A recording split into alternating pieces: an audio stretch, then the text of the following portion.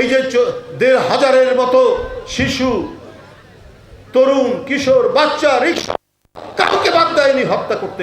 এই কুড়িগ্রামের মতো একটি জেলায় যদি ১০-১২ জন যদি শহীদ হন, তাহলে আপনি বলুন যেখানে আন্দোলন হয়েছে খুব তীব্রভাবে, সেখানে কি অবস্থা বিরাজ করেছে। কই এগুলোর কথা তো আপনারা বলেন না। আপনাদেরকে তো, আপনারা যখন অপপ্রচার আর কুৎসায় নেমেছেন, তখন বিএনপির নেতাকর্মীরা আহত নিহত পরিবারের পাশে দাঁড়িয়েছে। এই ১৬ বছরে বিএনপির কত নেতাকর্মী মারা গেছে এই কুড়িগ্রাম সহ। কই তাদের বিষয় তো আপনারা কিছু বললেন না।